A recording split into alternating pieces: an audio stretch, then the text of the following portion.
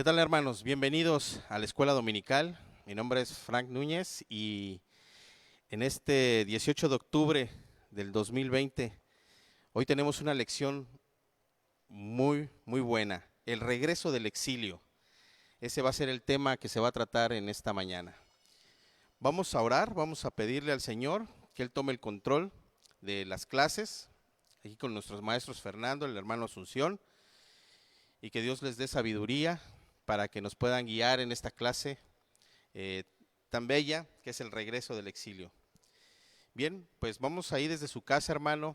Yo le invito a que cierre sus ojos y vamos a pedirle al Señor que nos quite todas las distracciones de casa, que nos quite todo lo que estorba para que no podamos tomar esta clase. Señor, te damos toda la gloria, honra y adoración en esta preciosa mañana de domingo. Te pedimos, Señor, en el nombre de Jesús, que tú bendigas estas clases a cada uno de los maestros, que tú les des esa sabiduría, esas palabras, para que puedan expresar y puedan dar entendimiento a la clase de hoy. Te pedimos, Señor, en el nombre de Jesús, que todo lo que estorba en los hogares, todo lo que se oponga a estas lecciones, Señor, que sea echado en el nombre de Jesús. Y te pedimos, Señor, que cada uno de mis hermanos salga bendecido y salga con la enseñanza que tú quieres que tengamos en esta mañana. Te lo pedimos en el nombre de Jesús. Amén. Pues bien, vamos a iniciar las clases. Vamos a pedirle a nuestro hermano Asunción que tome los primeros dos temas y vamos a proceder aquí a desinfectar el micrófono.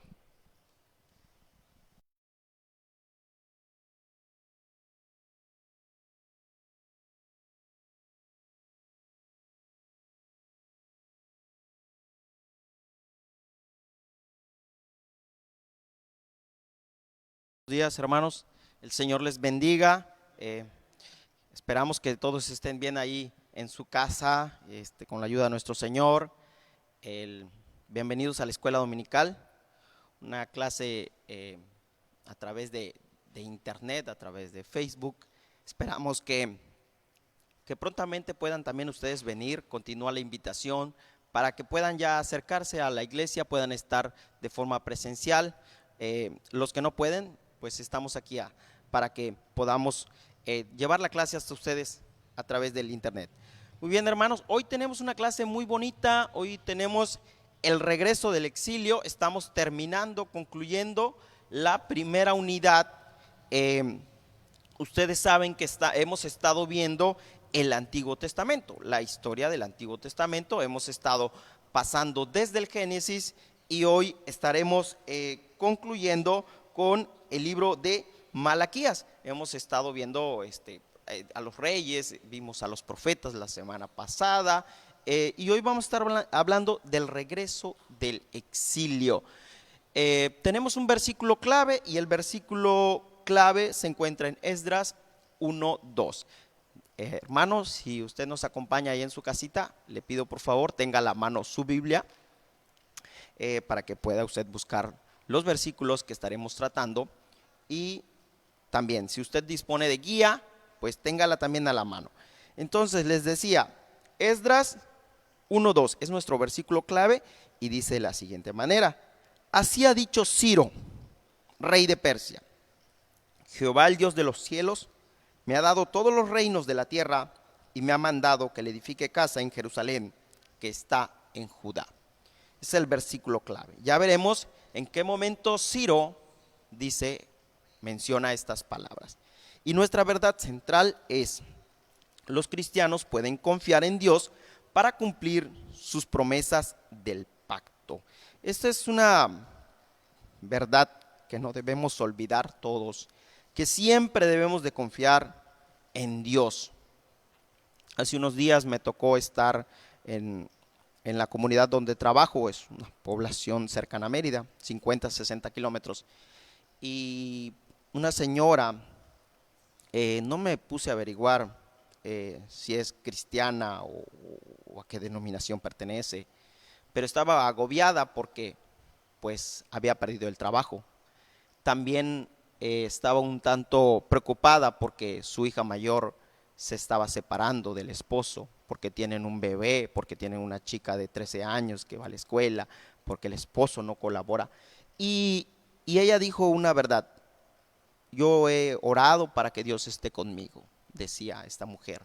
Entonces se dio la oportunidad de darle palabra y yo le decía: usted tiene lo más importante que todos podemos tener, la confianza en Dios. Porque si la perdemos, entonces, ¿a dónde vamos? ¿Qué nos queda? ¿En qué confiamos? Y esa es la intención de la lección de hoy, que aprendamos que los cristianos podemos confiar en Dios, que aunque las cosas parezcan complejas y difíciles, Dios siempre está ahí. Aunque pareciera, como hablábamos en clases anteriores, que los planes no se van a realizar, Dios siempre utiliza e incluso las personas que menos esperamos para que se cumpla el plan, ¿sí? Hermanos, ya hemos visto el versículo clave, la verdad central y nuestro bosquejo. La primera sección me corresponde a mí, a un servidor, y la segunda. La primera parte es titulada El templo es reconstruido. Y la segunda parte, el muro de Jerusalén es reconstruido. Vamos a estar en el libro de Esdras y vamos a estar en el libro de Nehemías. Y nuestro hermano Fernando Rodríguez nos va a acompañar y nos va a ayudar a entender un poco o mucho sobre el libro de Malaquías, ¿sí? Cómo Dios habla a su pueblo, ¿sí? Cómo Dios les dice algunas cosas que por ahí son impresionantes, pero que es un llamado, que debemos de obedecer a ese llamado. Muy bien, hermanos, ya dicho lo anterior, ya dándoles el bosquejo del tema, vamos a ponernos en contexto primeramente histórico. Esta lección, hermanos, es una lección histórica, pero como siempre les he dicho, siempre hay una lección que aprender, siempre hay algo importante que aprender. Primero, vamos a recordar que después del rey David gobernó su hijo, Salomón, usted lo sabe. Al concluir el reinado de él, toma posesión un nuevo rey, pero este nuevo rey hace algo incorrecto y el reino es dividido.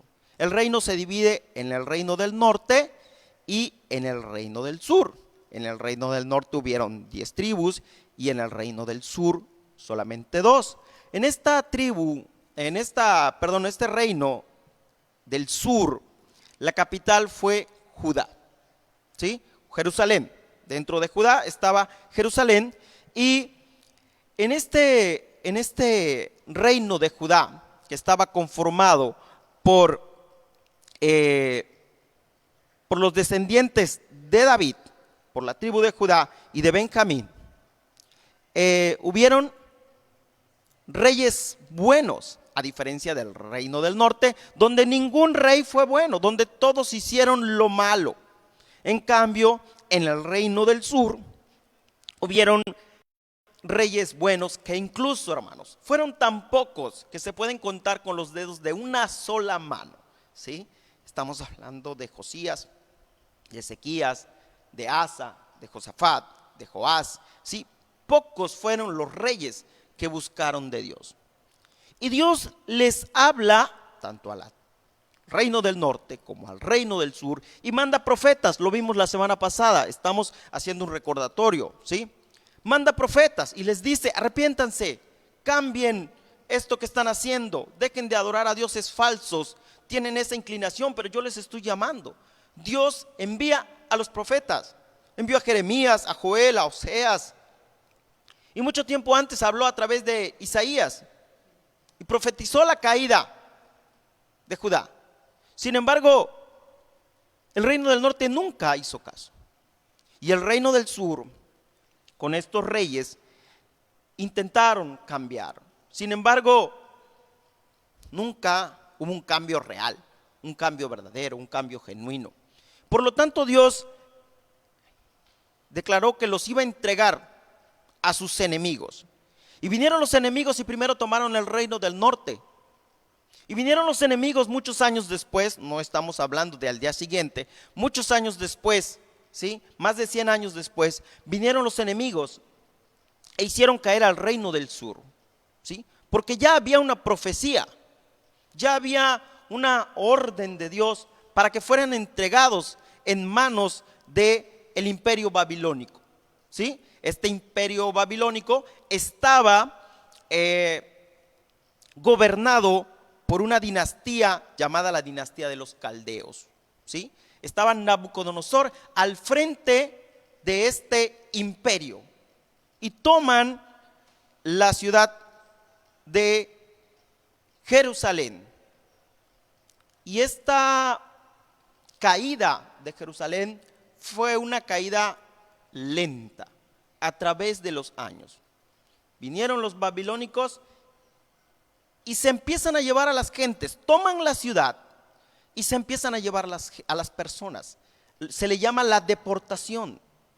En primer lugar, se llevan a muchos, se llevan a los jóvenes que sirven allá en Babilonia.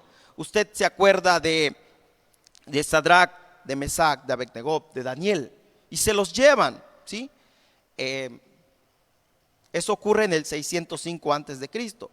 Y después, en una segunda incursión, en esta segunda incursión se dice, los expertos dicen que el profeta Ezequiel estuvo en esta segunda oleada o en esta segunda deportación.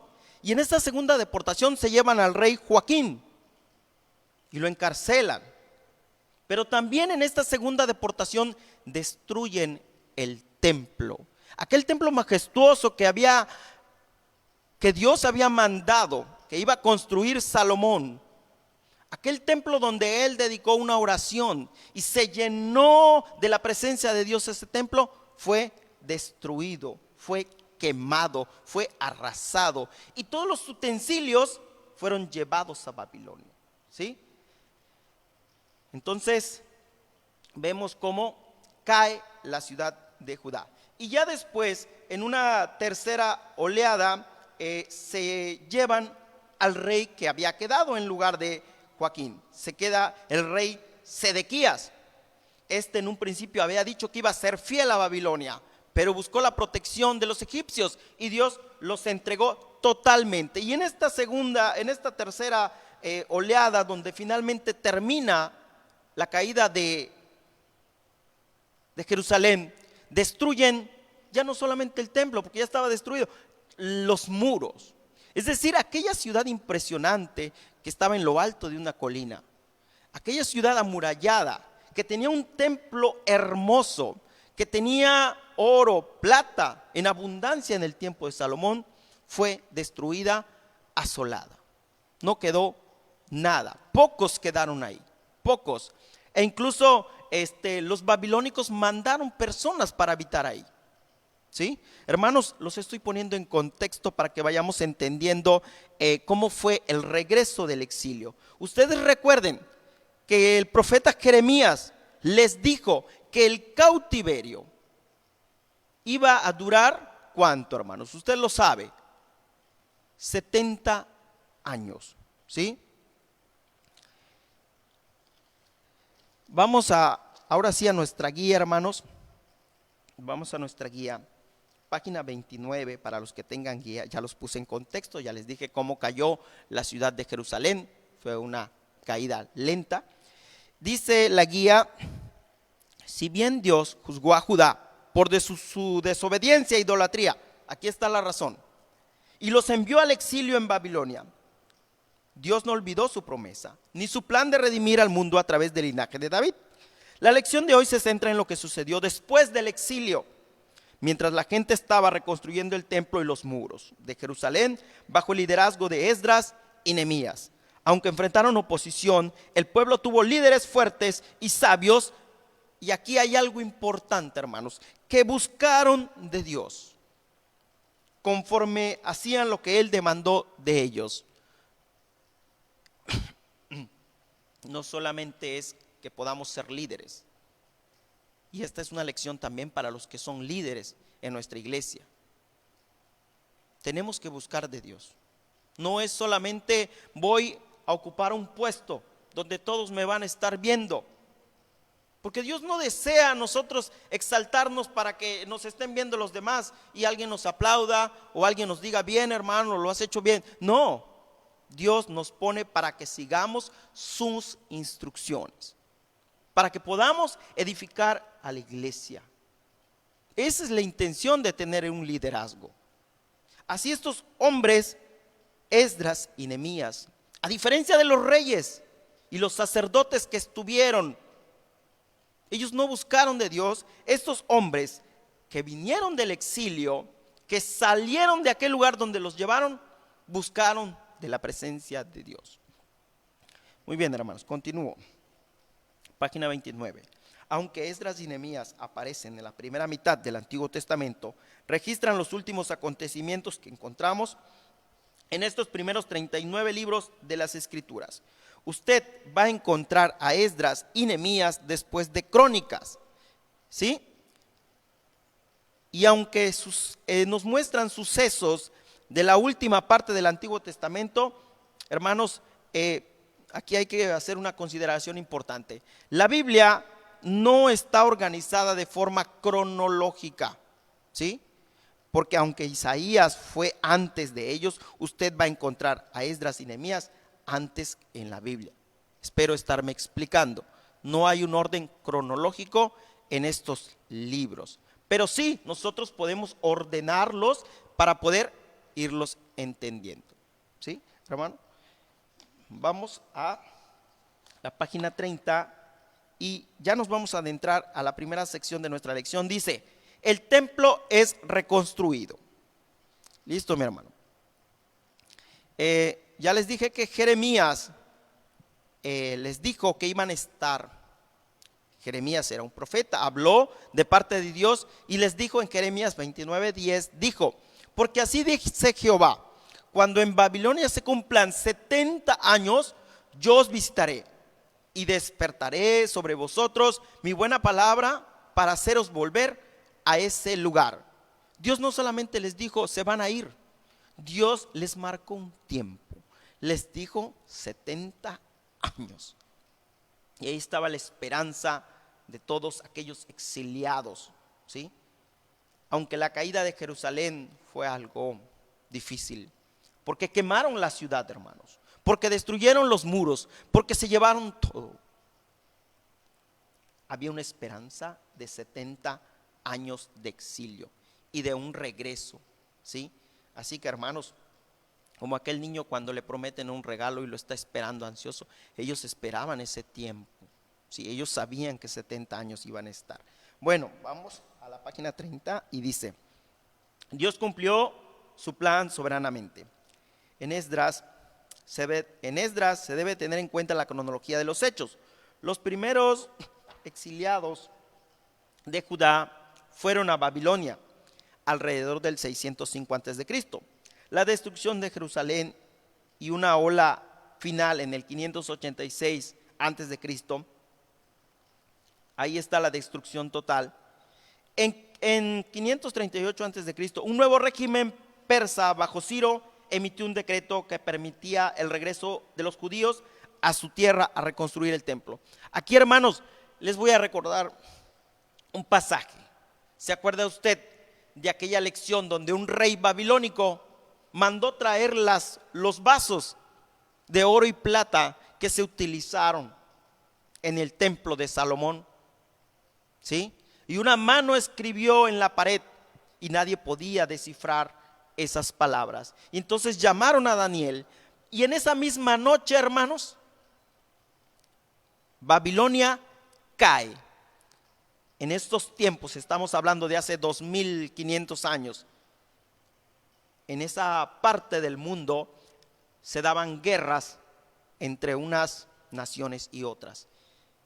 El imperio babilónico tomó a Judá y ocurrió la deportación, pero había otro imperio que acechaba a Babilonia, y ese imperio era un imperio grande, fuerte, eran grandes guerreros, el imperio persa. Y esa noche, hermanos, de la que yo les hablo, se toma al imperio babilónico y cae en manos de un nuevo rey, de un nuevo imperio, y el imperio persa se apodera de todo, ¿sí? Este imperio persa era liderado por un nuevo rey de nombre Ciro. Y la historia lo relata porque déjeme decirle que no está desajenada la Biblia con la historia humana. El rey Ciro existió físicamente.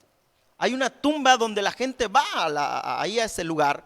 Es un sitio turístico donde existe la tumba del rey Ciro, Ciro el Grande. Y este rey Ciro toma a Babilonia y hace cosas totalmente diferentes. Mientras los babilónicos deportaban y se llevaban gente para que no se levantaran en contra de ellos, porque allá donde estaban los iban a utilizar. A Sadrach, Mesach y Abednego los pusieron como líderes, ¿sí? Eran muy inteligentes estos chicos. Daniel incluso llegó a ser gobernador, ¿sí? Entonces, mientras ellos hacían esto, el rey Ciro les daba libertad a los conquistados. Y hoy en la actualidad, e incluso los historiadores no logran entender por qué en lugar de someterlos y esclavizarlos, les decía: vayan a sus naciones, adoren a sus dioses, solamente denme una retribución. Entonces vemos cómo el rey Ciro era un rey diferente y los historiadores no logran entender qué pasó, pero la Biblia nos da una razón. Y vamos al libro de Esdras. Si me acompañan, libro de Esdras. En el principio del libro de Esdras, vamos a el capítulo 1, verso 1 y 2. Dice, espero ya lo haya buscado, hermano. Esdras 1, y vamos a leer el 1 y el 2.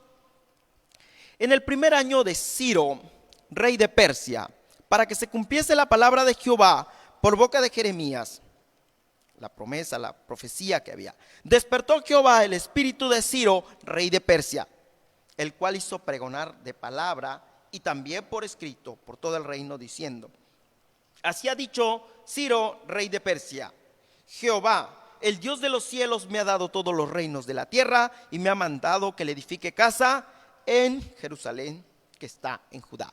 Hermanos, regresemos al capítulo 1, donde dice: despertó Jehová el espíritu de Ciro, rey de Persia. Y aquí está la respuesta a los historiadores, los que no logran entender por qué Ciro hacía cosas distintas. Aquí dice: despertó Jehová el espíritu de Ciro, rey de Persia. ¿Sí? Aquí Dios le dice: mándalos a su tierra, devuélvelos, ya no más esclavos, dales libertad, que vayan, ¿sí? Y que edifiquen casa en Jerusalén, que está en Judá.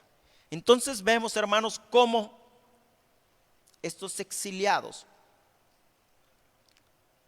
tienen esta salida, esta libertad, ¿sí? Estamos hablando 67 años aproximadamente después de la caída de Jerusalén, donde les dice: dales libertad, ¿sí? Entonces estamos viendo cómo la promesa de los 70 años realizada por Jeremías se está cumpliendo, ¿sí? Hermanos, Ciro les da libertad y vamos a buscar ahora en el libro siempre de Esdras. Vamos a buscar en el libro de Esdras. A ver, en el 3. Fíjense lo que, además de haber dicho que salgan por palabra y por escrito, en el versículo 3, Esdras 1:3, dijo además Ciro esto: quien haya entre vosotros de su pueblo, sea Dios con él, y suba a Jerusalén, que está en Judá, y edifique casa a Jehová, Dios de Israel. Él es el Dios, el cual está en Jerusalén. Y todo el que haya quedado en cualquier lugar donde more, ayúdenle. Fíjense, esto es importante, hermanos. Ayúdenle a los hombres. Ayúdenle. Los hombres de su lugar, ayúdenles ¿con qué? Con plata, con oro, con bienes y ganado, además de ofrendas voluntarias para la casa de Dios, la cual está en Jerusalén. ¿Se acuerda usted cuando salió el pueblo de Israel de Egipto? Les dieron oro, les dieron ropas, animales llevaron. No piense usted que solamente iban las personas. Así también a la salida de Babilonia les dijeron: denles oro, denles plata, que lleven animales, ayúdenles en la reconstrucción del templo, porque no solamente iban a salir, necesitaban el apoyo económico para reconstruir ese templo. Y algunos expertos dicen que la cantidad que salió en esta primera ocasión de Babilonia fueron de 42,000 personas aproximadamente. 42,000 personas. ¿Conoce usted? 40,000 personas. Progreso. Imagínense que un día usted va a Humán y ya no hay nadie, que todos se fueron a Campeche. Así también pasó en Babilonia. 42,000 personas para ir a construir el templo. Imagínense qué alegría salir por las puertas de Babilonia, porque regreso al lugar donde vivieron mis padres, mis abuelos. Y algunas personas ya eran viejos y fueron a Jerusalén, lo vamos a ver más adelante. Y fueron a Jerusalén. Es decir, llegaron cautivos y hoy me voy libre después de estar aquí 70 años. Qué gran alegría, ¿no, hermanos? ¿Verdad? Bueno, hermanos, vamos a continuar. Si me ayudan a buscar, antes de buscar, quiero decirles que en Daniel 5 nos narra la caída del imperio babilónico, y ya después viene esta salida que da el rey Ciro. Vamos ahora en nuestra guía, sigo leyendo. Zorobabel fue gobernador de Judá cuando comenzó la construcción del templo y se echaron los cimientos.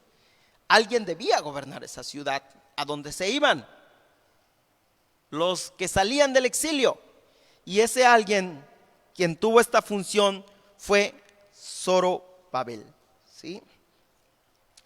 Vamos a buscar ahora sí Esdras 3:8. Esdras 3:3. ¿Sí? Estos 42,000 se fueron y Zorobabel fue el gobernador. Y lo primero que llegaron pues es a desalojar, a limpiar. Porque recuerden, había sido destruida la ciudad y el templo. Y empezaron a echar los cimientos del templo. ¿Sí? Y una de las primeras cosas que hicieron, vamos a buscar Esdras 3:3, dice: y colocaron el altar sobre su base, porque tenían miedo de los pueblos de las tierras, y ofrecieron sobre él holocaustos a Jehová, holocausto por la mañana y por la tarde. Fue lo primero que llegaron a hacer, a colocar el altar y las ofrendas, para que Dios estuviera ahí, para que Dios les cuidara. Y en el 4 dice: y celebraron asimismo las fiestas solemnes de los tabernáculos, como está escrito, y holocaustos cada día por orden, conforme al rito, cada cosa en su día. Empezaban las cosas a mejorar, a prosperar, a hacer como Dios les había dicho. Y en el 8, ahora sí, Esdras 3:8. En el año segundo de su venida a la casa de Dios en Jerusalén, en el mes segundo, comenzó Zorobabel, hijo de Salatiel, Jesúa, hijo de Josadac, y los otros hermanos, los sacerdotes y levitas, y todos los que habían venido de la cautividad a Jerusalén, y pusieron a los levitas de 20 años arriba para que activasen la obra de la casa de Jehová. Entonces vemos, hermanos, cómo empieza la colocación de los cimientos del templo. Y en el 12, hermanos, y muchos de los sacerdotes, de los levitas y de los jefes de casas paternas, ancianos que habían visto la primera casa, viendo echar los cimientos, aquellos que vieron el primer templo, Ellos se quedaron con esa imagen del primer templo y les dolió llegar a la ciudad y encontrarla destruida. Pero ahora iban a empezar a reconstruir y dice, y viendo echar los cimientos de esta casa, lloraban en alta voz, mientras muchos otros daban grandes gritos de alegría. Y no se podía distinguir el pueblo, no podía distinguir el pueblo el clamor de los gritos de alegría de la voz de lloro, porque clamaban el pueblo con gran júbilo y se oía el ruido hasta de lejos.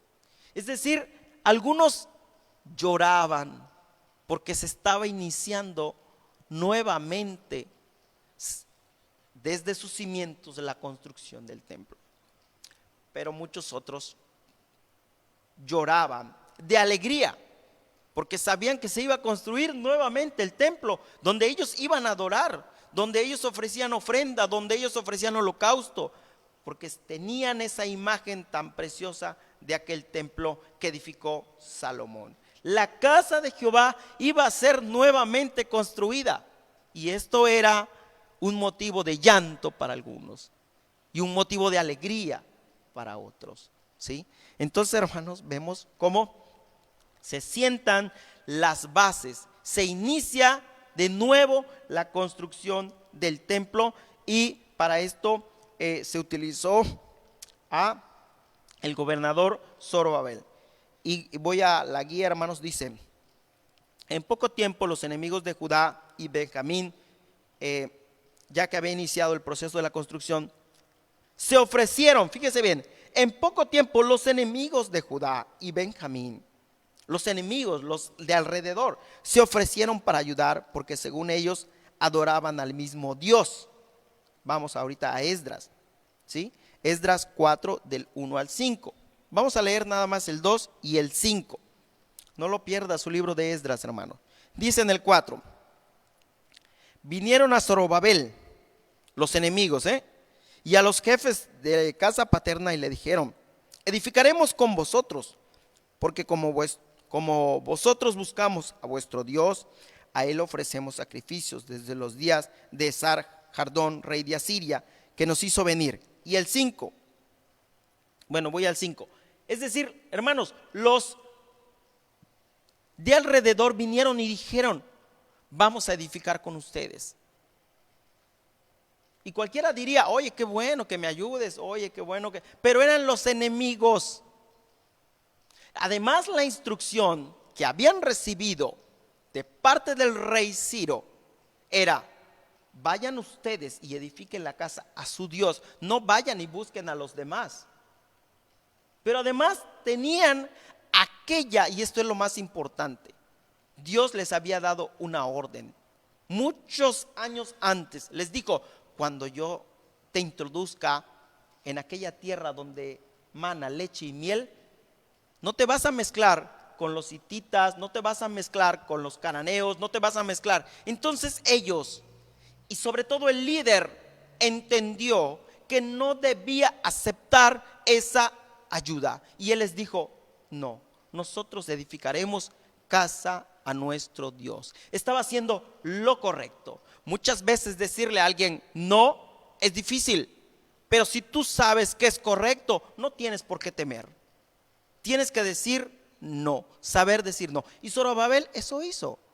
Les dijo no. Y ellos se molestaron y sobornaron, estoy en el 4, en el capítulo 4 de Esdras, versículo 5, y sobornaron contra ellos a los consejeros para frustrar el propósito, ¿sí?, de la construcción del templo. Todo el tiempo durante el gobierno de Ciro, rey de Persia, hasta el reinado de Darío, rey de Persia, y durante el reinado de Asuero, y también durante el reinado de Artajerjes. Es decir, hermanos, se detuvo la construcción del templo, porque estas personas, ¿sí?, empezaron a sobornar a los consejeros del rey. Se molestaron, ¿sí?, porque no les dieron oportunidad de edificar. Voy con la guía. Esto provocó la interrupción de todas las actividades de construcción. Solo más tarde, bajo el rey Darío, se permitió que los repatriados completaran el templo y con pleno apoyo financiero. El templo fue completado en el 6º año de Darío, cumpliendo la profecía de Jeremías de 70 años de cautiverio. La palabra de Dios se estaba cumpliendo. Hermanos, se cumplieron los 70 años de cautiverio. Se cumplió la profecía de la caída de Judá.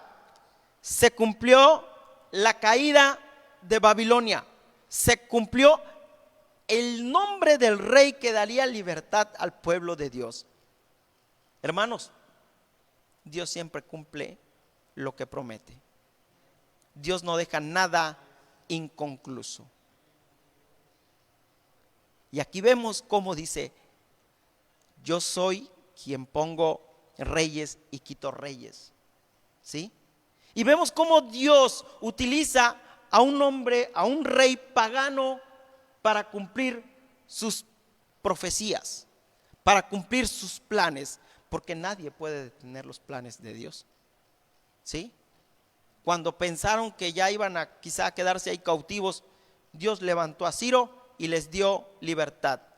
Y Ciro manda a Zorobabel y sienta los cimientos de el nuevo templo, el segundo templo. ¿Sí? Hermanos,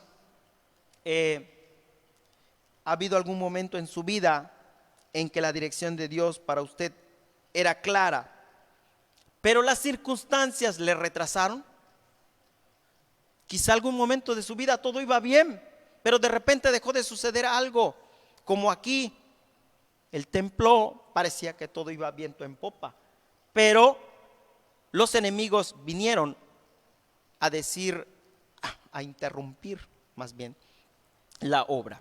Entonces vemos, hermanos, cómo muchas veces Dios, ¿sí?, permite que eso suceda, pero al final el templo fue construido, el templo fue terminado.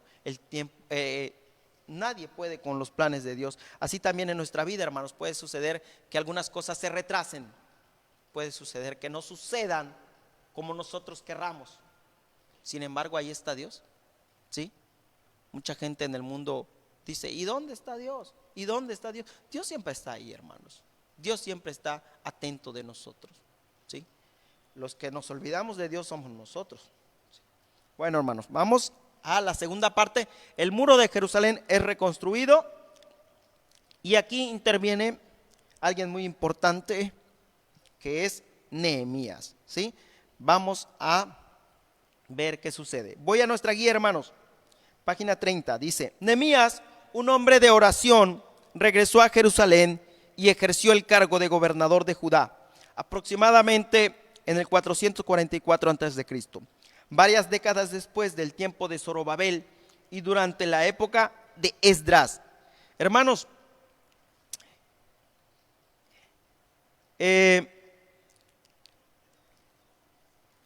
Zorobabel fue el primer gobernador. Él inició la reconstrucción del templo.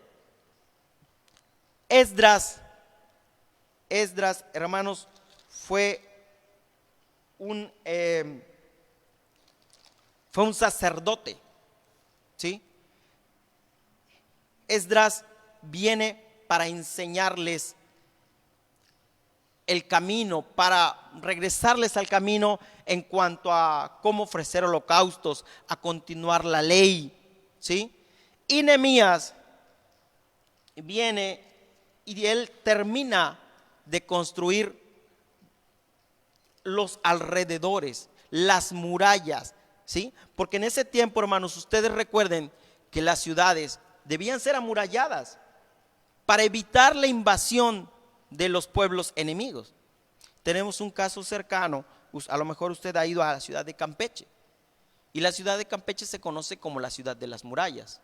¿Sí? Aún quedan restos de lo que fue la antigua ciudad, porque era una ciudad portuaria muy importante y tenía sus murallas. Lo mismo Jerusalén y cualquier otra ciudad tenía sus murallas, ¿sí?, para protegerse de los enemigos. Bueno, hermanos, Nehemías, estando en Babilonia, él en alguna ocasión pregunta: ¿cómo están nuestros hermanos allá? ¿Cómo va la ciudad de Jerusalén? Y les dan malas noticias a Nehemías. Y le dicen: pues estamos mal, no tenemos muralla, ¿sí? Vamos a leer Nehemías, y ahorita regreso a la guía. Nehemías 1:3. Y me dijeron, el remanente, los que quedaron de la cautividad allí en la provincia, están en gran mal y afrenta, y el muro de Jerusalén derribado, y sus puertas quemadas a fuego. Cuando oí estas palabras me senté y lloré, e hice duelo por algunos días, y ayuné y oré delante del Dios de los cielos. Y el rey Artajerjes, ¿sí?, viendo la tristeza de Nehemías, le preguntó qué le sucedía. Y él pide permiso para ir. Era un hombre de confianza, y pide permiso para regresar a su pueblo o a su ciudad. Y el rey le concede el permiso y le dice que lleve personas, pero también le da maderas y les da dinero para regresar y reconstruir los alrededores. Y que no fuera una ciudad solamente con un bonito templo levantado, pero desprotegido. Hacía falta terminar la reconstrucción total de la ciudad. Entonces, hermanos, me regreso a la guía. Nehemías, un hombre de oración, regresó a Jerusalén varias décadas después del tiempo de Zorobabel y durante la época de Esdras. 3 días después de su regreso, él y algunos hombres evaluaron discretamente las condiciones de los muros. Esto lo encontramos en Nehemías 2:11. Nehemías llega, y 3 días después de estar en la ciudad, ¿sí?, él toma una cabalgadura, no sabemos si fue un burro o fue un caballo, y empieza a dar un rondín por la noche. Hace una evaluación de cómo está la ciudad y sus murallas, y entonces les declara a los que lo siguen, le dice: el rey de Persia me ha dicho que construya, pero Dios ha puesto en mi corazón también que yo construya, pero necesito de ustedes, ¿sí? Y todos los demás dijeron: sí, vamos a trabajar. Voy a nuestra guía, página 31. Luego Nehemías se acercó a los líderes. Estaban personalmente preocupados por la situación, y habló del mal que estamos. Señaló que tenía el favor del rey mismo y le aconsejó que comenzaran a reconstruir. La firmeza de los muros era símbolo de seguridad y estabilidad de la ciudad. Era vergonzoso que la gran ciudad del pueblo de Dios estuviera en ruinas. Algunos se oponían al plan de Dios a través de Nehemías y se burlaron de sus esfuerzos, acusándolo de rebelarse contra el rey. Nehemías mostró su confianza serena al declarar que Dios lo haría triunfar. En el capítulo 3, Nehemías asigna responsabilidades específicas a diversas familias, y las personas se envolvieron personalmente en el proyecto, motivándolas a finalizar el trabajo. Hermanos, ¿qué les parece si me ayudan a buscar en Nehemías 2:11? Después de Esdras, hermanos, sigue Nehemías 2:11. Dice: llegué pues a Jerusalén, y después de estar allí 3 días, me levanté de noche, yo y unos pocos varones, y no declaré a hombre alguno lo que Dios había puesto en mi corazón que hiciese en Jerusalén, ni había cabalgadura conmigo, excepto la única en que yo cabalgaba. Y salí de noche por la puerta del valle hacia el fuente del dragón y a la puerta del muladar, y observé los muros de Jerusalén que estaban derribados, y sus puertas que estaban consumidas por el fuego. Pasé luego por la puerta de la fuente y el estanque, pero no había lugar donde pasase la cabalgadura en que iba. Subí de noche por el torrente y observé el muro, y di la vuelta y entré por la puerta del valle.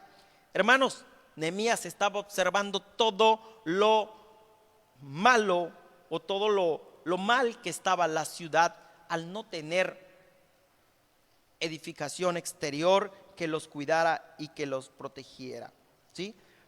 En el capítulo 3, si usted tiene su Biblia, se titula Reparto del trabajo de edificación. Y por familias, hermanos, asignó: tú te vas a encargar de esta puerta, tú te vas a encargar de esta sección, tú te vas a encargar, hermanos. Y la edificación de los muros de la ciudad se inició. Pero, como siempre, hay enemigos, hermanos. Siempre hay personas que se van a oponer a los planes de Dios. Vamos a nuestra guía, página 31. Con la ayuda de Dios, la estrategia de Nehemías fue exitosa. El pueblo completó la obra solo en 52 días. Pero, hermanos, los enemigos se oponían. Los de alrededor también se oponían. Y mientras unos construían, otros tenían la espada. Y algunos construían, pero con una mano construían y con otra también tenían la espada. Tenían que estar muy pendientes de que nadie detuviera la obra, o de que nadie se atreviera a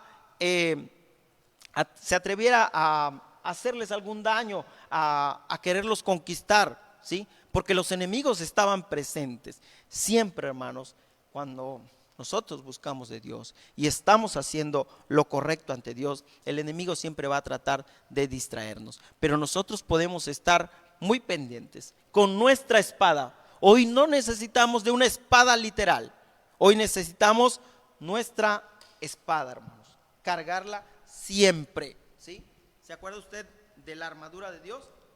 Y nos dice que nuestra espada, ahí está la palabra de Dios. Hermanos, 52 días. Hermanos, estos muros aún en Jerusalén existen. Y son muros grandes, hermanos. No vaya usted a pensar que es como un muro que hacemos en nuestra casa, que es un muro lineal de unos bloques de 15. No, hermanos, eran muros grandes, de bloques gigantes. 52 semanas, hermanos. 52 semanas les llevó. Y esto es algo asombroso, porque eran grande la extensión de los muros. Ya voy a ir concluyendo. Estaba seguro del éxito del proyecto. Nehemías llamó a otros a participar en la obra y a compartir la visión. Nehemías nunca buscó la ganancia personal. La gente confió en su motivación piadosa. Y aquí está la presencia o la importancia de un buen líder. Nosotros hoy tenemos un gran líder de escuela dominical que nos ayuda, que siempre está muy pendiente de nosotros, que nos llama.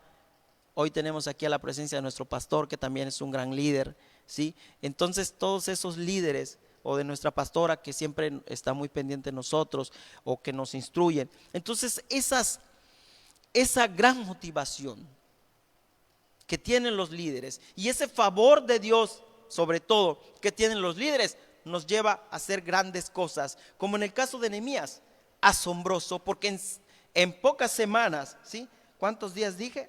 52 días se llevó a cabo la construcción del templo, sin importar los enemigos. Estas personas, hermanos, trabajaron de día y de noche, sin descansar, ¿sí?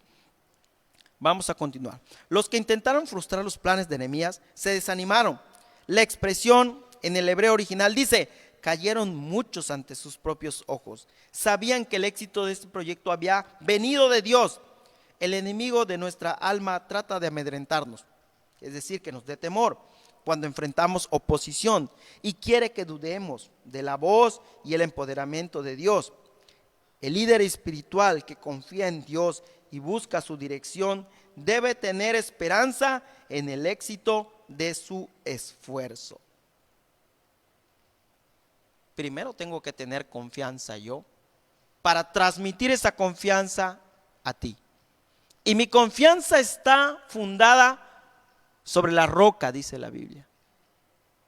Ahí está nuestra confianza. Y me regreso a lo que les dije, la experiencia cuando iniciamos la clase. Aquella mujer dice: pero yo sé que Dios está conmigo. Y le dije: usted tiene todo, lo más importante que podemos tener, Porque si ya no confío en Dios, ¿en qué voy a confiar? ¿En qué puedo confiar? ¿Cuál es mi esperanza y cuál es mi confianza? Y recuerden ustedes que confianza es fe. Ahí está. Si lo tengo a Dios, lo tengo todo, ¿sí? Si no lo tengo a Él, no tengo nada. Entonces, hermanos, vemos cómo estos líderes confían en Dios, cumplen lo que Dios les ha mandado, no para buscar una ganancia personal, no para que le aplaudieran, sino Nehemías busca el bien de la ciudad. Para que aquella ciudad que era el pueblo escogido de Dios, donde habitaban, tuviera una fortaleza y ya no hubiera más el escarnio, la burla de los pueblos de alrededor. Muy bien, hermanos. Una pregunta ya para terminar y darle paso a nuestro hermano Fernando Rodríguez. ¿Por qué se desanimaron los adversarios de Nehemías? ¿Por qué se habrán desanimado? Ahora, ¿cómo puede prepararse para momentos de desánimo mientras sigue la dirección de Dios? ¿Cómo podemos prepararnos cuando el desánimo llega a nuestras vidas, hermanos? Reflexione, piense, ¿sí? ¿Qué vamos a hacer cuando el desánimo llegue? Esperemos que no llegue muy pronto, pero tenemos la palabra de Dios, tenemos la oración, tenemos a nuestros líderes que nos pueden apoyar y ayudar.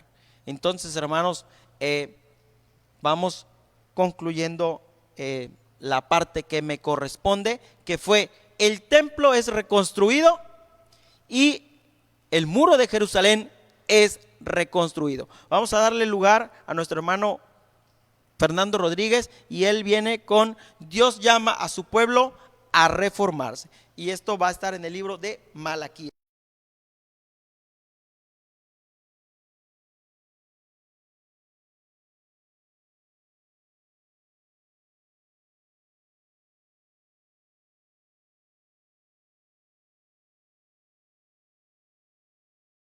Buenos días, hermanos. El Señor bendiga a cada uno de ustedes en esta mañana. Dios bendiga a nuestros hermanos que están presentes, al pastor, a la pastora y a todos ustedes, hermanos, que nos están viendo por medio de esta transmisión. Vamos a continuar, hermanos, este último punto que se llama Dios llama a su pueblo a reformarse. Y miren, vamos a hablar de un último profeta, el último profeta del Antiguo Testamento, que se llama Malaquías. ¿Usted sabe lo que significa Malaquías? Malaquías, según la Biblia, dice que quiere decir mi mensajero. Eso quiere decir Malaquías. Hermanos, vamos al libro de Malaquías, en su capítulo 3. Vamos a leer del versículo 6 al 12. Gloria a Dios.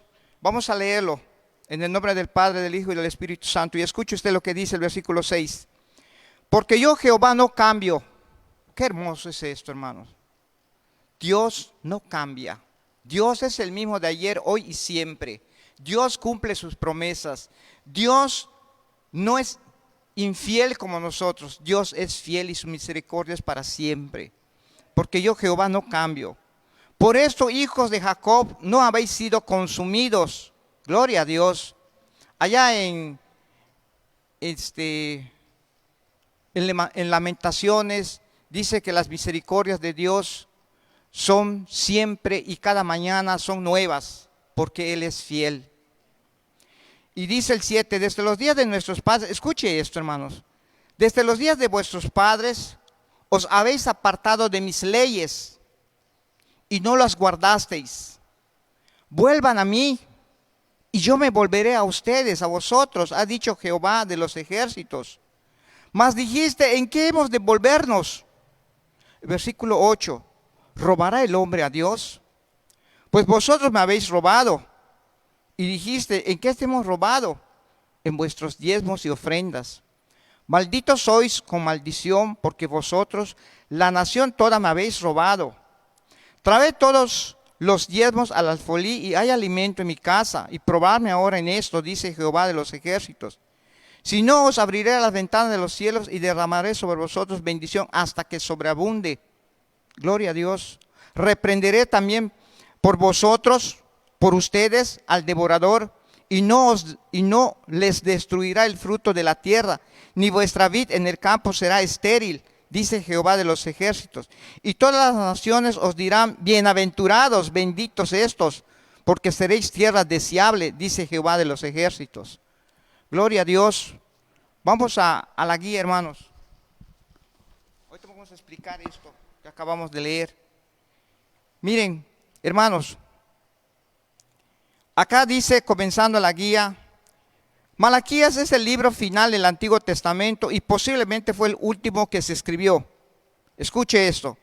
Entre Malaquías y Mateo transcurre poco más de 4 siglos. 400 años.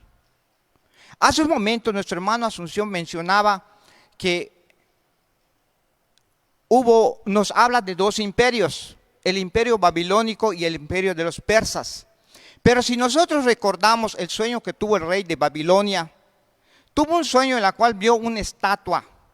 Y esa estatua tenía su cabeza de oro, tenía el pecho de plata, el dorso y las piernas de bronce y los pies de hierro y barro. Y esto simbolizaba, hermanos, la cabeza, el reino de Babilonia, el imperio de Babilonia. El pecho, que era de plata, simbolizaba.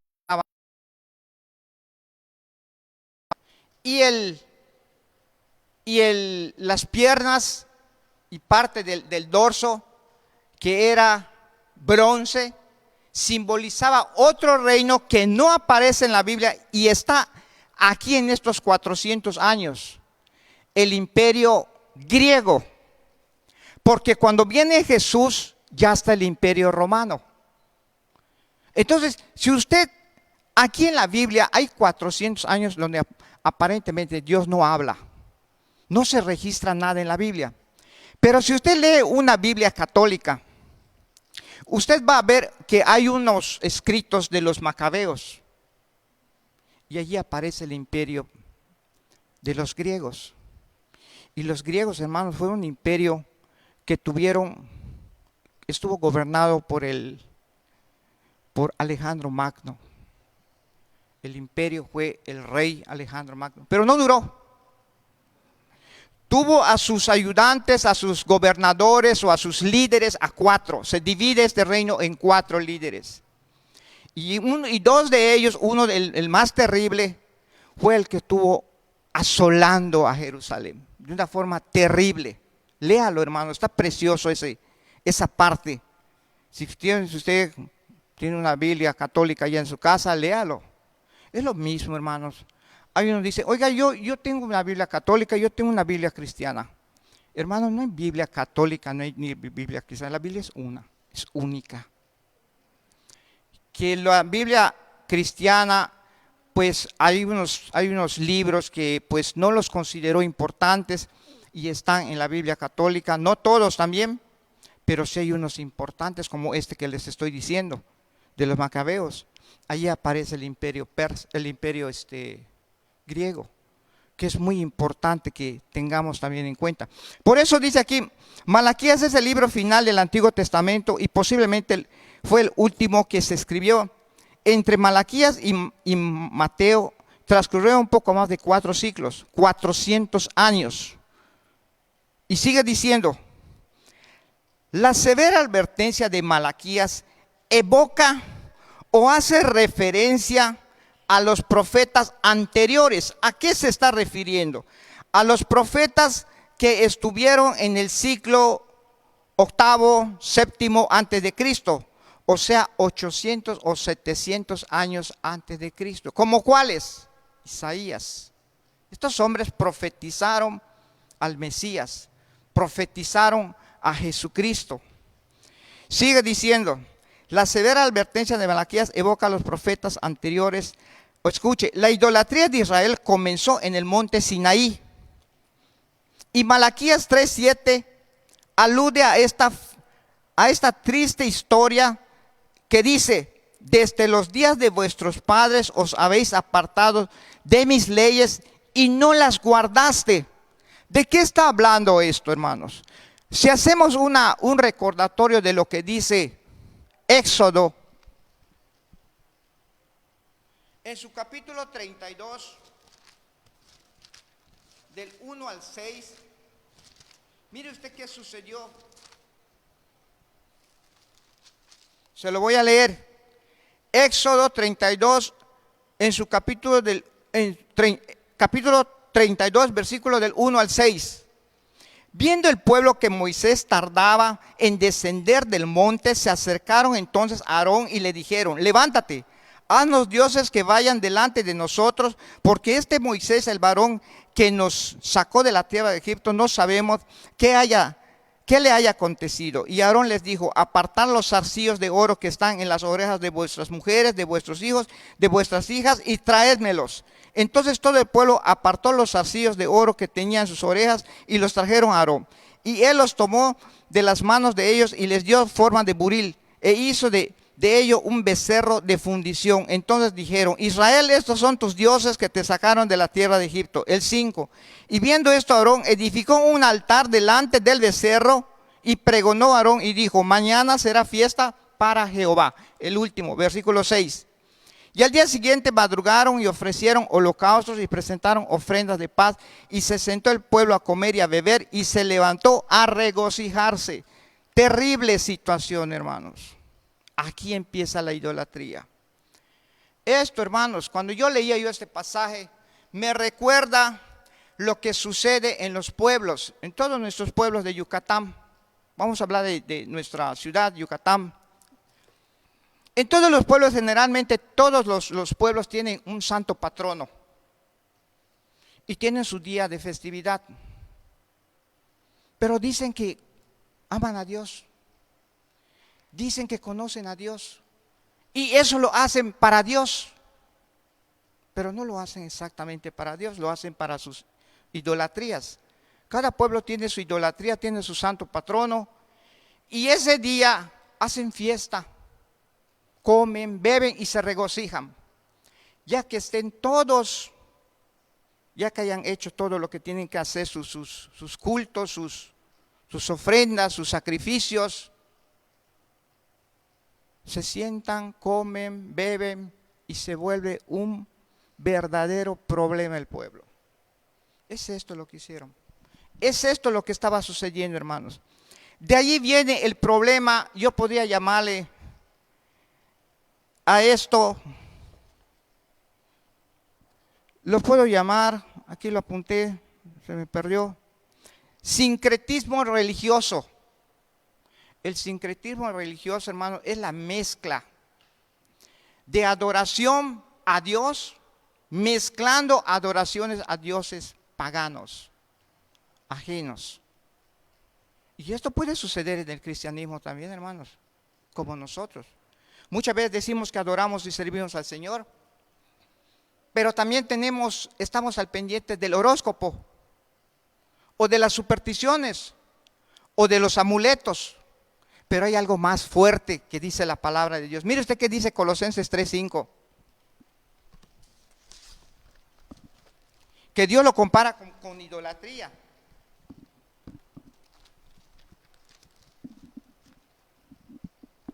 ¿Lo tiene? ¿Lo tienen, hermanos? Dice: haced morir pues lo terrenal, lo mundano que hay en ustedes, en nosotros: fornicación, impureza, pasiones deshonestas, malos deseos y avaricia, que es idolatría. En eso lo compara Dios. ¿En qué realmente, verdaderamente estamos adorando a Dios con todo nuestro corazón? ¿O estamos ejerciendo lo que dije hace un momento? Estamos mezclando nuestra adoración a Dios con cosas que a Dios no le agradan. Esto vamos a reflexionarlo cada uno de nosotros. Por eso dice acá, estaba leyendo, la severa advertencia de Malaquías evoca a los profetas anteriores. La idolatría de Israel comenzó en el monte Sinaí, y Malaquías 3:7 alude a esta triste historia. Desde los días de vuestros padres os habéis apartado de mis leyes y no las guardaste. ¿Se dan cuenta? si ellos se apartaron de la ley de Dios, pues se habrán apartado de todos sus mandamientos, de todo lo que conlleva el obedecer la ley. Es como que nosotros, si no obedecemos la palabra de Dios, nos vamos a alejar de Dios, nos vamos a enfriar, nos vamos a desanimar. Y no solamente no vamos a venir a la iglesia o al templo, sino no vamos a dar nuestros diezmos. Y de esto vamos a hablar un poquito. Miren acá, hermanos, el pueblo de Dios, en los tiempos de Malaquías, hermanos, no había rey. Hace un momento mencionó algo nuestro hermano, que Zorobabel fue gobernador. También Nehemías fue gobernador. Pero ¿quién los nombraba? El rey de Persia. El rey de Persia nombraba gobernadores en Jerusalén. No había rey, ya no había reyes, gobernadores.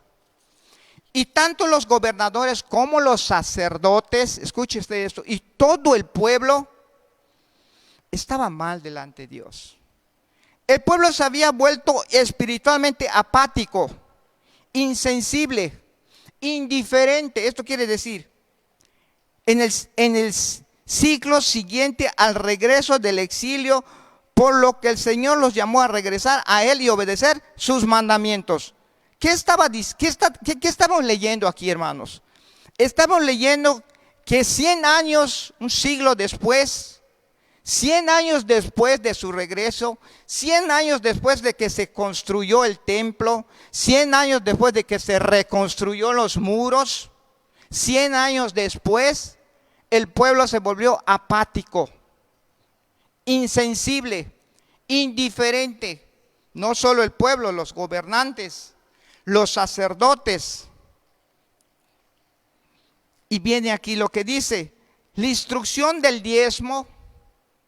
Tenían una instrucción de dar el diezmo. Vamos a ver de qué daban su diezmo. Se basaba en la ley de Moisés. Escuchen bien esto. En aquel tiempo el diezmo estaba instituido, enseñado a través de la ley de Moisés. Esta práctica reconocía que todo el fruto, el ganado y los productos de la tierra son don o regalo de Dios. Se esperaba el diezmo de la gente y no hacerlo era robarle a Dios. ¿Qué podemos decir de esto? ¿Qué puedo yo decirles de esto, hermanos? Yo analizando esto, yo decía, para mí, no sé usted, reconozco yo 2 diezmos, porque esto me muestra la Biblia. El diezmo del Antiguo Testamento, que era un diezmo obligatorio. Allí lo das porque lo das. Si tú no cumples la ley, dice la palabra de Dios que aquel que no cumplía un mandamiento estaba quebrantando toda la ley. Y aquí hemos leído anteriormente que los sacerdotes, miren, los sacerdotes estaban ofreciendo holocaustos o sacrificios defectuosos. Usted lea Malaquías y se va a dar cuenta. Estaban ofreciendo sacrificios, holocaustos a Dios defectuosos, animales cojos, animales enfermos. Y dice Dios, tú le presentarías esto a tu príncipe, te lo aceptaría a tu príncipe, le está hablando. Tú le darías esto a tu gobernador, príncipe, no rey. No es lo mismo príncipe que rey. No se lo darías. ¿Por qué me lo das a mí? Estaban ellos, los sacerdotes, mal delante de Dios. Los hombres, los israelitas, los judíos, estaban casando con mujeres paganas.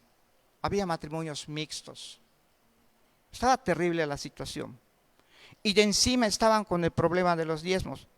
Yo les decía, yo reconozco 2 diezmos. El diezmo del Antiguo Testamento o de la ley de Moisés, que es obligatorio. Y hay otro diezmo, el diezmo de Abraham. El diezmo de la gracia, yo así lo puedo llamar. Y si usted, vamos a buscarlo, vamos a ver qué dice Génesis 17, 14, 17, 20.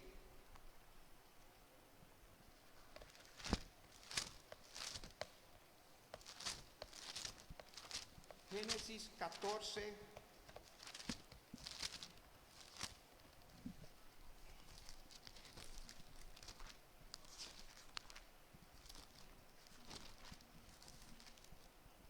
(17-20). Cuando volvía de la derrota de Kedorlaomer y de los reyes que con él estaban, salió el rey de Sodoma a recibirlo al valle de Sabé, que es el valle del rey. Esto es Abraham que estaba regresando. Entonces Melquisedec, rey de Salem y sacerdote del Dios Altísimo, sacó pan y vino y le bendijo diciendo: bendito sea Abraham, el del Dios Altísimo, creador de los cielos y de la tierra, y bendito sea el Dios Altísimo, que entregó tus enemigos en tu mano, y lo dio a Abraham, y le dio a Abraham los diezmos de todo. ¿Quién era Melquisedec? Melquisedec, hermanos, es un arquetipo o una figura, un prototipo de Jesucristo en su papel de sacerdote. Y Melquisedec le ofrece un banquete real a Abraham, pan y vino. Y Abraham le da el diezmo de todo lo que traía.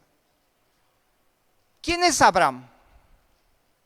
Tenemos que saber quién es Abraham. ¿Cómo está identificado? ¿Cómo nosotros los creyentes identificamos a Abraham? Como el padre de la fe. Entonces, si nosotros ya no vivimos en el Antiguo Testamento, vivimos en la gracia, debemos dar nuestro diezmo por fe, por obediencia y por gratitud. Esto es lo que yo puedo entender y yo puedo decirles, según lo que Dios me ha mostrado, hermanos, que hay dos diezmos. El diezmo del Antiguo Testamento, que era un diezmo obligatorio, y hay un diezmo de la gracia de Abraham, que es por fe, por obediencia y por gratitud. Si nosotros tenemos fe en Cristo, si nosotros amamos a Dios, si nosotros reconocemos que Dios es nuestro creador, nuestro salvador, y nuestra vida, nuestra propia vida, le pertenece a Dios, y no solo nuestra vida, todo lo que nos rodea le pertenece a Dios, entonces, ¿por qué no dar el diezmo por fe, por obediencia y por gratitud? Amén. Esto es lo que yo puedo decirles acerca del diezmo, hermanos. Pero también, si usted sigue leyendo o lee en el versículo 9 y 10, Dios le pide, le da a su pueblo: pruébame. Si no crees lo que te estoy diciendo, pruébame y verás. Si tú traes tu diezmo al lugar correspondiente o a la casa de Dios para que haya alimento, haya bendición, si tú lo traes, y estamos hablando ahorita en tiempos de la gracia, si tú lo traes por fe, por obediencia y por gratitud, dice: yo abriré las puertas, las ventanas de los cielos y derramaré bendiciones hasta que abunden. En aquellos tiempos, hermanos, había escasez. Las cosechas, la langosta había devastaba los cultivos. Y dice Dios: obedece, trae tus diezmos. En aquel tiempo les estaba hablando: trae los frutos de la tierra, trae todo lo que yo he establecido en la ley de Moisés, y van a ver si yo no abro la ventana de los cielos y voy a hacer caer abundante lluvia, y voy a reprender al devorador, dice, a las langostas, al enemigo que te está comiendo tus cosechas. Los versículos 11 y 12 reafirman una promesa. Yo les diría aquí, no dice la promesa de paz y prosperidad. ¿Por qué? Porque dice, señalando las bendiciones de estar en una relación saludable con el pacto con Dios, la adhesión a la ley del Antiguo Testamento traería fertilidad y prosperidad a la tierra. ¿Qué leí aquí? ¿Qué estoy leyendo? ¿Qué entendí? Estoy entendiendo que si yo tengo una relación saludable con mi pacto con Dios, es una relación, una comunión. ¿Y cómo tengo esa comunión con Dios? Orando, buscando su palabra. Y mi corazón está adherido a Dios, a su palabra, obedeciendo, practicando lo que Dios me dice. Pues aquí me está diciendo, voy a hacer, mi tierra va a prosperar. Y yo no estoy hablando de prosperidades como en otros lados se habla de, no, yo estoy hablando de prosperidad, de bendiciones, hermanos, de bendiciones en nuestro hogar, en nuestra vida. Dios dice que haya contentamiento en nuestro corazón mientras haya comida y vestido. Porque eso es lo que a Dios le agrada, hermanos. Tampoco estoy, o la Biblia o la palabra de Dios está en contra de las riquezas o de las abundancias con que Dios también bendice. No, no está mal todo esto, pero nuestro corazón no está enfocado en las riquezas, sino en el Señor. Amén. Bueno, hermanos, esto es hoy un pedacito más que dice el último párrafo. Un regreso al Señor resultaría en la protección de los cultivos. Entonces todas las naciones reconocerían que Israel había sido bendecido. O sea, el Señor dice, vuélvete a mí, mira lo que te está pasando. Si tú te arrepientes y vuelves a mí, yo te voy a bendecir. Entonces no solamente nuestra vida será bendecida, sino nuestra tierra. Y todos dirán, reconocerán que somos bendecidos. Los que nos rodean, los que están a nuestro alrededor, dirán, bienaventurados estos, porque tienen a un Dios todopoderoso. Amén. Bueno, hermanos, esta es la primera parte. Vamos a otra parte siempre en Malaquías. Vamos a ver el versículo 16 al 18. Y aquí, hermanos, nos está hablando de un remanente. ¿Sabe usted qué es un remanente? Esa palabra remanente se usa mucho. Hay un remanente que, miren, si usted se da cuenta, todos los que se fueron al cautiverio, vamos a hablar de la parte sur de Jerusalén, de Judá, que fueron llevados cautivos a Babilonia. Y fueron muchos, muchísimos. Y de todo en ese lugar donde estuvieron, cuando regresaron, no todos regresaron. Regresó mucha gente. Pero de toda esa gente siempre había un remanente, un resto, podríamos decir, un número determinado que era fiel a Dios. Que aunque estaba mal, aunque estaba pecando, cuando Dios le hablaba o Dios lo amonestaba a través de los profetas, ellos se quebrantaban su corazón y se volvían a Dios, pero eran pocos, eran un número determinado. Este es un remanente. Y dice acá, un remanente del pueblo respondió a la invitación de Dios de confiar en Él. Malaquías 3:16, ahorita lo vamos a leer, registra que aquellos que temían o que temen al Señor se unieron y el Señor los escuchó. Él los contó como su especial tesoro. Imagínense esto, hermanos. Cuando estamos mal, por así decirlo, delante del Señor, pero nos arrepentimos y nos volvemos al Señor, pidiéndole perdón al Señor, Él nos toma como un especial tesoro. Somos un especial tesoro para el Señor. Gloria a Dios. Vamos a leerlo, hermanos. Está en Malaquías 3. Vamos ahora a leer del 16 al 18. Versículos 16 y 18. Aquí está. Entonces los que temían a Jehová hablaron cada uno a su compañero. Y Jehová escuchó y oyó. Escuchó Jehová esto, dice, y oyó.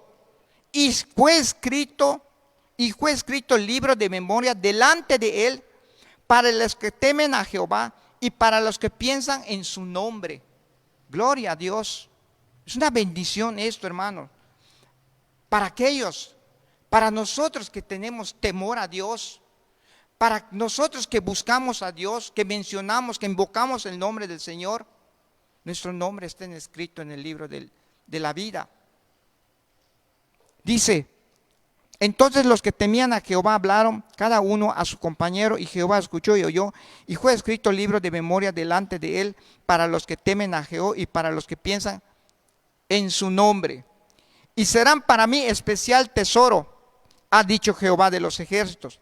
En el día en que yo actúe, ahorita vamos a ver esto, y los perdonaré, como el hombre que perdona a su hijo que le sirve. Entonces os volveréis y discerniréis la diferencia entre el justo y el malo, entre el que sirve a Dios y el que no sirve. Hermanos, si se dan cuenta en estas palabras que está diciendo este profeta, y serán para mí especial tesoro, esto ya lo hemos entendido, ha dicho Jehová de los ejércitos, pero mire que dice, en el día en que yo actúe y los perdone, como el hombre que perdona a su hijo, que le sirve. Aquí está hablando, hermanos, del juicio de Dios. Aquí está hablando cuando el mundo, los moradores del mundo sean juzgados. Está hablando del trono blanco. Sí, de eso está hablando. Cuando todos comparezcan delante del Señor. Cuando aparezcan aquellos que sus nombres están escritos en el libro de la vida. Y cuando aparezca aquellos que no están sus nombres escritos en el libro de la vida. De eso está hablando. Miren hasta dónde se remonta la profecía de este hombre.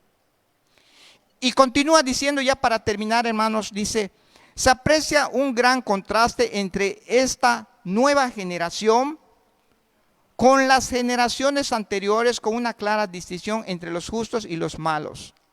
Hay una nueva generación, hay un remanente. Mezclar la idolatría con la adoración a Dios es lo que le estaba yo explicando hace rato. Mezclar la idolatría con la adoración de Dios es un problema constante en el pueblo de Dios a lo largo de su historia. Esto se llama sincretismo religioso.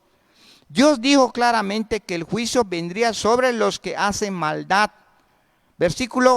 Capítulo Malaquías 4:1, pero la salvación vendrá sobre los fieles. Capítulo 4, versículo 3. Tal promesa perdura entre el pueblo de Dios en todo momento y en todo tiempo. Gloria a Dios. Vamos a leer esto, hermanos. Vamos a leer esto que les dije. Malaquías 4:1. ¿Por qué aquí viene el día ardiente como un horno? Lo que les decía. Y todos los soberbios y todos los que hacen maldad serán estopa. ¿Sabe usted qué es estopa, verdad? Sí lo sabe, es algo que como una paja. Aquel día que vendrá los abrazará, ha dicho Jehová de los ejércitos, y no les dejará ni raíz ni rama. Y el 3. Hollaréis a los malos, los cuales serán ceniza bajo las plantas de vuestros pies en el día en que yo actúe, ha dicho Jehová de los ejércitos. Gloria a Dios. Hay un remanente. Esperemos que dentro de ese remanente, hermanos, esté la iglesia Emmanuel. Amén. Gloria a Dios. Aquí hay una pregunta que hace. Dice, ¿por qué cree que el pueblo de Dios en ese tiempo y hoy a menudo lucha con los mismos problemas? ¿Por qué?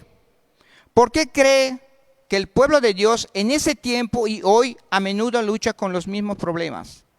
Porque muchas veces el pueblo de Dios se vuelve apático, insensible, indiferente, le da la espalda a Dios, se aleja de Dios. Y aquí yo hago otra pregunta. ¿Cómo podemos superar esas tendencias o esas tentaciones? Arrepintiéndonos y volvernos a Dios con todo nuestro corazón. Esa es la solución. Gloria a Dios. Hermanos, esta fue la lección, la lección de este día, el regreso del pueblo del exilio. Es hermoso eso, hermanos, porque aquí vemos cómo empieza con un punto diciendo el templo es reconstruido. ¿Cómo está nuestro templo, hermanos? ¿Está reconstruido? ¿O se está cayendo? ¿Cómo está? Tenemos que acordarnos, hermanos, que nuestro cuerpo es templo del Espíritu Santo. Punto número 2. Allá dice, el muro de Jerusalén es reconstruido. ¿Cómo están nuestras oraciones y nuestra intercesión? Estamos como dice la palabra de Dios, porque dice la palabra de Dios, dice en Ezequiel, dice, y busqué hombre que hiciese vallado, que se pusiera en la brecha, quisiera que hiciese muro o vallado y no lo encontré. Por eso lo destruiré. ¿Cómo están nuestros muros espirituales? ¿Cómo está nuestra oración, nuestra intercesión, hermanos? A favor ¿de qué? De nuestra familia, de nuestra iglesia, de nuestros hermanos, de los que no conocen a Cristo. Y por último, hermanos, el punto número 3 dice: Dios llama a su pueblo a reformarse, a renovarse. Constantemente Dios nos pide que renovemos nuestro corazón, nuestros votos delante del Señor. Y hoy vamos a hacerlo. Vamos a ponernos de pie y vamos a decirle al Señor: Señor, cuida mi templo. Ayúdame a cuidar mi templo, Señor. Ayúdame a ser un hombre que verdaderamente yo esté haciendo vallado, oración a favor de mi familia. Señor, a favor de mis hermanos, de mi iglesia, de mis pastores, de aquellos que yo sé que están enfermos, Señor. Y tú, Señor, eres un Dios misericordioso, un Dios, Padre, que levanta y que da vida a lo que está muerto, Señor. Padre, ayúdanos en oración. Ayúdanos, Padre Santo, en intercesión. Que nuestra comunión, con nuestra relación contigo, Señor, no mengüe. Que cuando nuestro corazón o nuestro ánimo diga: hoy no quiero orar, no puedo orar, es en cuando más tú nos pides que nos arrodillemos y que digamos: Señor, ayúdame a orar.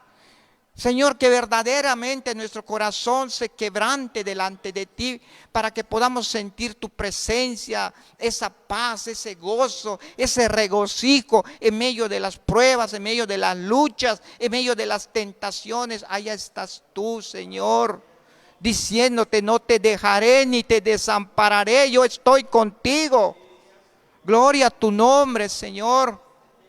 Ayúdanos, Dios mío, a que todo el tiempo estemos reconstruyendo nuestra vida, estemos renovándonos delante de ti, buscándote en oración, buscándote en tu palabra, Señor, en el nombre de Jesús. Padre, yo te alabo y te bendigo, Padre, y te doy gracias, Padre. Estas clases en las cuales tú nos empezaste a mostrar desde un principio, Señor, que lo que a ti no te agrada, Padre, es el pecado. Que estemos mezclando, Dios, nuestra adoración a ti con cosas vanas, con cosas que a ti no te agradan, Señor. Ayúdanos a despojarnos, ayúdanos a hacer morir todo lo terrenal que pueda haber en nosotros, Padre. En el nombre de Jesús te lo pido, Señor. Bendice, oh Dios, a tu iglesia, bendice a mis hermanos, Señor, que en esta mañana, Padre, dispusieron su corazón para venir a tu casa y escuchar estas enseñanzas, Padre. Bendice a los que nos están mirando a través de las redes sociales, Padre. Bendice a nuestros pastores, a los hermanos que están quebrantados en su salud, Señor. A nuestra hermana Juanita Tello, Dios bendito, si esa es tu voluntad, levántala, Señor, para honra y gloria de tu nombre, Señor. Sánala, restaura, si esa es tu voluntad, Padre del cielo. Bendice a nuestro hermano, Señor, Padre, que también hay un hermano que está quebrantado en su salud, Señor, nuestro hermano Jacinto.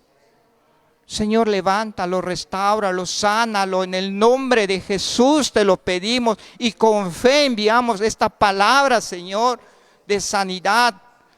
Padre, bendice, levanta, restaura a nuestro hermano Davo, que también sufrió por una gripa, Señor. Cuídalo, guárdalo, Señor, que son pilares de tu iglesia, Señor. Bendice la vida de tu siervo, nuestro pastor David Gamboa, a su ayuda idónea, a la pastora que fielmente están día con día aquí en tu casa, Señor.